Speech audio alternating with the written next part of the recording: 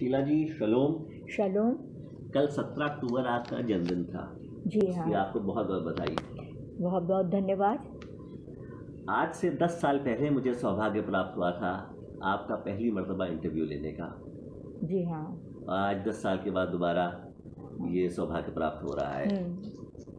आप अगर अपने जीवन का एक जायज़ा लें तो आप अपनी सबसे बड़ी उपलब्धियां क्या पाती हैं? मेरे जीवन की सबसे बड़ी उपलब्धियां यही है कि मेरा लेखन मुझे बहुत संतुष्टि देता है और मुझे ऐसे लगता है कि मैं अपना सपना पूरा कर रही हूँ। और मुझे इस बात का भी एहसास है कि अगर किसी रचनाकार से ये कहा जाए कि वो जो है किसी एक अपनी कृति का चयन करे और उस पर बताए कि वो उसको अपनी सारी कृतियों में सबसे सर्वश्रेष्ठ किसे पाता है, तो एक बहुत ही मुश्किल में उसको डालना है। लेकिन तब भी मैं गुस्ताखी कर रहा हूँ और आपसे इसरार करूँगा कि आप अपनी किसी एक कृति का चयन करके बताएं कि किसको आप अपनी सर्वश्रेष्ठ रचना पाती हैं। हाँ, वाकई ये तो बहुत मुश्किल है किसी भी रचनाकार के लिए कि अपनी कौन सी कृति को सर्वश्रेष्ठ कहे। तो मुझे लगता है कि मिस सैमुअल जो है मेरी सबसे अच्छी रचना है, क्योंकि वो एक काफ़ी मैच्योर रचना है, मैच्योर उम्र में लिखी हुई रचना है। क्या आप ऐसा महसूस करती हैं कि अगर आपकी जीवन की परिस्थितियाँ जो थीं उससे भिन्न होती, उससे अलग होती, तो आप ज़्यादा योगदान दे पाती साहित्य को, जितना भी दे पाएँ उससे कहीं ज़्यादा? हाँ बिल्कुल। अगर मेरी स्थितियाँ और भिन्न होती और अच्छी होती तो शायद मैं ज़्यादा योगदान दे पाती, क्योंकि एक मध्यम वर्गीय महिला के जीवन में बहुत सारी आपाधापियाँ होती है, बहुत सारे काम और जिम्मेदारियाँ होती है, घर बाहर की भी, जिसकी वजह से उसको समय कम मिलता है और शायद मेरे साथ भी ये हुआ है। आपका अंतिम प्रकाशित उपन्यास था मिस सैमुअल एक यहूदी का था। ये आपका तीसरा उपन्यास था, मगर पहला जिसमें उस समुदाय का चित्रण मिलता है जिसमें आपने जन्म लिया, यानी भारत का बेनी इजराइल यहूदी समुदाय। जी हाँ। आपके इस उपन्यास को कैसी प्रतिक्रिया प्राप्त हुई? हाँ, अगर आप ये कहें कि बहुत वाहवाही मिली या बहुत उछाला गया या बहुत लोगों की ज़बान पर चला गया, ऐसा नहीं था। लेकिन मैं अपनी तरह से इसलिए संतुष्ट हूँ क्योंकि जो उसको रिस्पांस मिलना चाहिए था, जो एक प्रबुद्ध वर्ग से, एक प्रबुद्ध पाठक से भी रिस्पांस मिलना चाहिए था, वो रिस्पांस ज़रूर मिला और मुझे बहुत अच्छी प्रतिक्रियाएं मिली और उसका बहुत अच्छा आंकलन हुआ, ये मुझे लगता है। क्या आप ये महसूस करती हैं कि जो जिस तरह की अटेंशन उसको मिल सकती थी उस उपन्यास को, जो वो डिज़र्व करता था, तो ना मिलने का कारण ये हो सकता है कि भारत में बहुत बड़े पैमाने पर लोग जानते ही नहीं कि यहूदी नाम का कोई समुदाय भी है, तो उसमें रुचि लेना तो बात की चीज़ है, जब जानते ही नहीं तो इसकी वजह से उसमें दिलचस्पी पैदा ही नहीं हो पाई। हाँ बिल्कुल सही कह रहे हैं आप, ये बिल्कुल सही बात है, क्योंकि जिस तरह से फारसी समुदाय है उसके बारे में कोई जानता ही नहीं है और उसके बारे में, उनके न रीति रिवाजों न उनके धर्म के बारे में बहुत कम जानते हैं। तो इस तरह से आप देखिए, अगर सिनेमा की दृष्टि से भी देखिए तो फारसी समुदाय पर कितनी फिल्में बनी हैं, बहुत कम बनी हैं, बहुत कम, 1 या 2 फिल्में बनी या 2-3 फिल्में बनी होंगी। यहूदी समाज के लिए भी पुरानी कुछ फिल्में हैं, एक यहूदी की लड़की या कुछ था, तो वो तो सही है। इसलिए चूँकि लोगों को पता ही नहीं है कि यहूदी समाज आज भी 21वीं सदी में भी लोगों को पता नहीं है कि यहूदी समाज इतना अल्प से अल्पसंख्यक है, बिल्कुल, जिसे तो उसके बारे में क्या है, उनकी परिस्थितियाँ क्या है और उनकी तकलीफ़ें या उनकी मानसिक स्थितियाँ क्या है, उसके बारे में नहीं जानते। इसीलिए वो बिल्कुल, एक तो दूसरी बात है, बहुसंख्यक हमारा देश जो है बहुसंख्यक हिंदू धर्म वाला देश है, तो उसमें इन जब पड़ोसियों को नहीं पता है, ऐसा होता है कि पारसी समुदाय का जब मतलब न्यू ईयर होता है, जिसको वो लोग बोलते हैं पारसी समुदाय का न्यू ईयर, तो पड़ोसी कहते हैं आज आपका न्यू ईयर है ना, आपको बधाई हो। तो मैं कहती हूँ नहीं, ये मेरा न्यू ईयर नहीं, ये पारसी समुदाय का ये मतलब वो है, नवरोज़ बोलते हैं वो लोग उसको। तो ये आज भी इस और पढ़े, ऐसे नहीं है कि आज पढ़े लिखे लोग नहीं, आज तो बहुत पढ़े लिखे लोग हैं, तब भी ये होता है। तो वो लोग यहूदी धर्म के क्या बारे में, तो उनको मुझे बताना पड़ता है कि यहूदी धर्म वही है जो इज़राइल का है, लेकिन हम लोग इज़राइल से, मैं इज़राइल से नहीं आई हूँ, मैं हिंदुस्तानी हूँ, और मेरे पूर्वज 2000-2500 साल पुराने आए हुए हैं, तब उनको ये थोड़ी सी बात पता चलती है।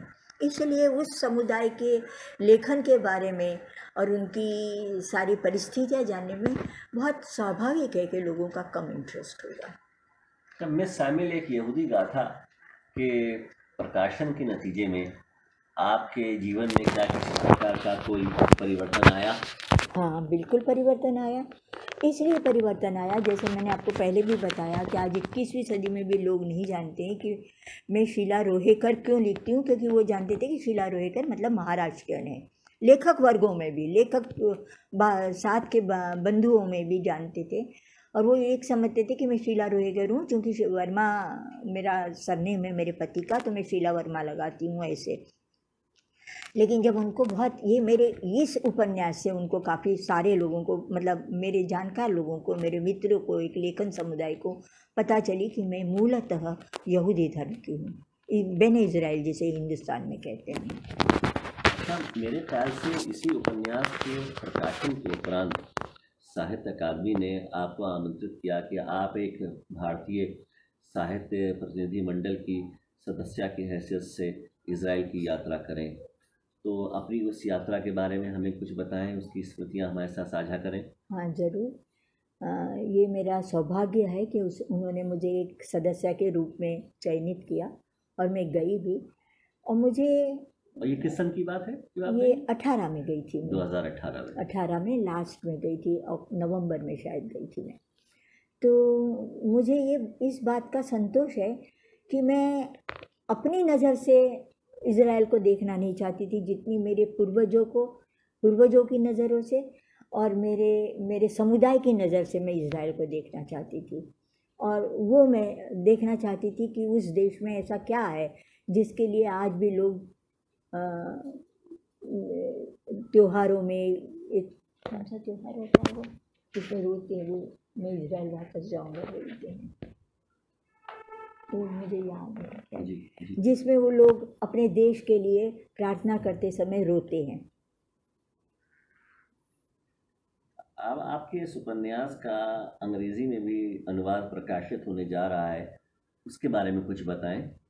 हाँ, ये मेरा उपन्यास का ट्रांसलेशन, मतलब इसको अंग्रेजी में मिस मधु सिंह ने किया है, जो यहाँ लखनऊ यूनिवर्सिटी में प्रोफेसर है, और उसने बहुत अच्छा उपन्यास, उसका बहुत अच्छा ट्रांसलेशन किया है, और वो स्पीकिंग टाइगर से आ रहा है।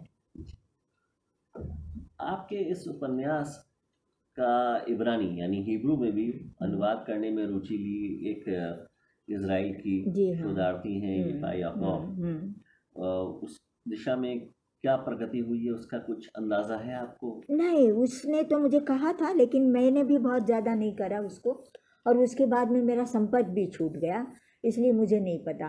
पर एक तरह से अच्छा ही है कि नहीं हुआ, क्योंकि मैं ऐसा मानती हूँ कि मेरी कुछ सोच और मेरा लेखन उस बात की इजाज़त नहीं देता कि वो हिब्रू में या इब्रानी भाषा में प्रकाशित हो। यानी कि मैं इससे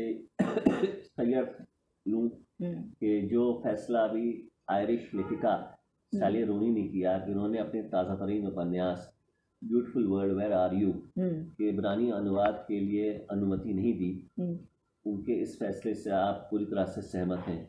क्योंकि उन्होंने ऐसा फैसला इसलिए किया क्योंकि वो इज़राइल के विरुद्ध BDS आंदोलन से प्रेरित हैं, इसका उद्देश्य है इज़राइल का बहिष्कार। हाँ, मैं उतनी पूरी तरह से राजनीति में नहीं जाना चाहती हूँ, लेकिन मैं भी इजराइल की कई नीतियों के विरुद्ध हूँ।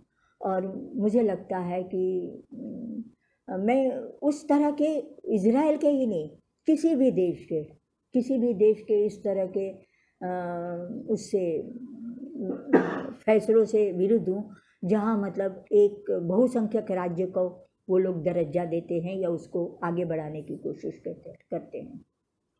वर्तमान हिंदी साहित्य के बारे में आपकी क्या राय है? वर्तमान हिंदी साहित्य के बारे में मैं कहना चाहूँगी कि चूँकि जब से ये मोबाइल्स मतलब स्मार्टफोन निकले हैं, फेसबुक निकला है, उससे साहित्य में बहुत ज़्यादा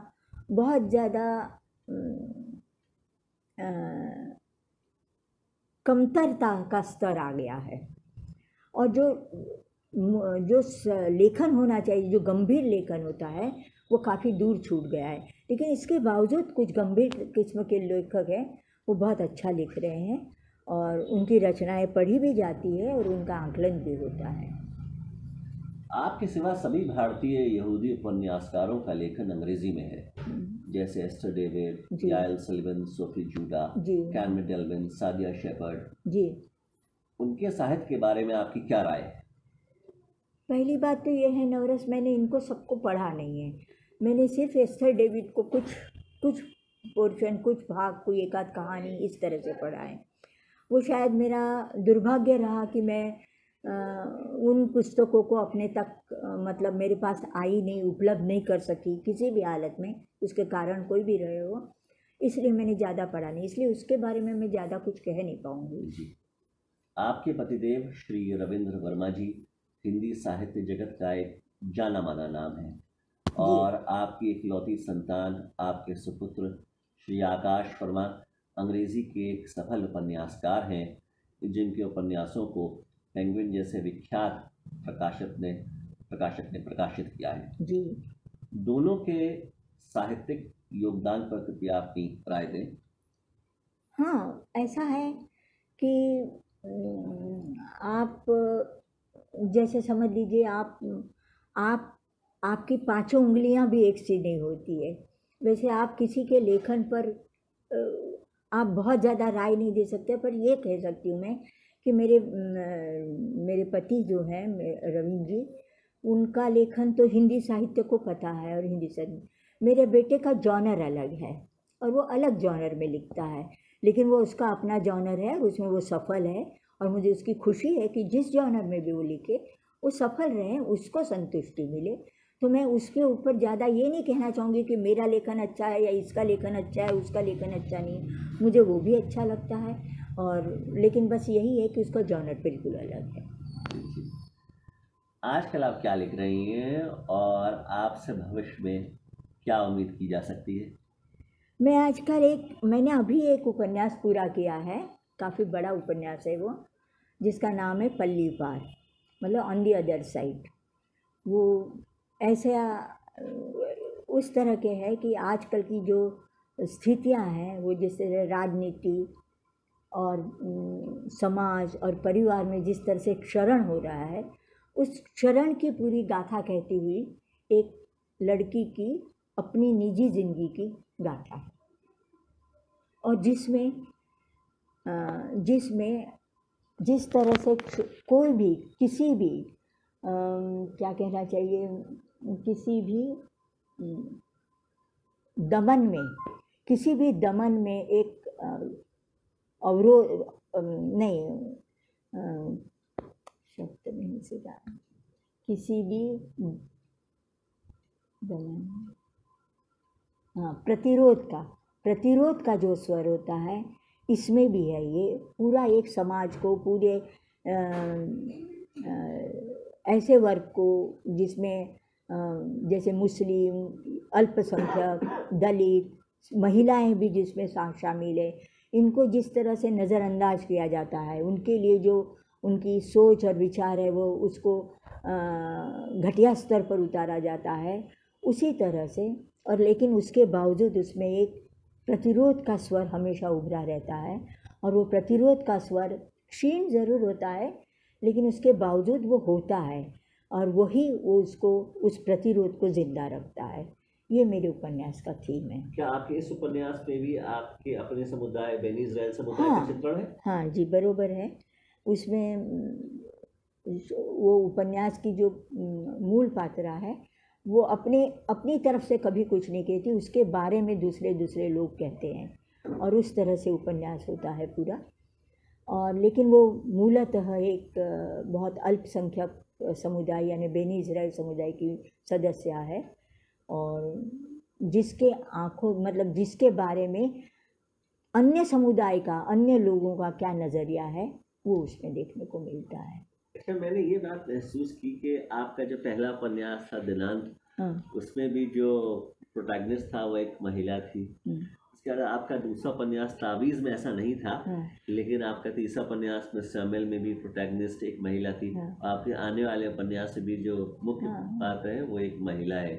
तो बार बार आप महिला केंद्रित उपन्यास लिख रही हैं। जी हाँ, ये तो बहुत स्वाभाविक है और नवरस। मैं खुद महिला हूँ तो मैं महिला को और अच्छी तरह से समझ सकती हूँ। और आप तो जानते हैं, आप भी एक बहुत अच्छे लेखक और बहुत अच्छे वो इतिहासकार है। आप जानते हैं कि जब आप लिखते हैं तो आप सिर्फ अपना चित्रण नहीं करते, हर एक पात्र में कहीं ना कहीं आप होते भी हैं, कहीं ना कहीं नहीं भी होते हैं, और मिला जुला आपके आसपास के लोगों का भी, आपके अनुभवों का भी, वो सारा निचोड़ उसमें होता है। तो इस तरह से पात्र, लेकिन महिला होने के नाते मैं एक महिला के दृष्टि से मतलब सारा सब कुछ देखती हूँ। मैं एक पुरुष की दृष्टि से नहीं देख सकती हूँ। जैसे एक पुरुष महिला की दृष्टि से कभी जीवन नहीं देख सकता है, उसी तरह से महिला भी पुरुष की दृष्टि से नहीं देख। यही मेरे उपन्यास, इसीलिए शायद मेरे सारे उपन्यासों में महिला एक मुख्य पात्र होती है। बहुत बहुत शुक्रिया आपसे बात करने के लिए। बहुत बहुत धन्यवाद नवरस।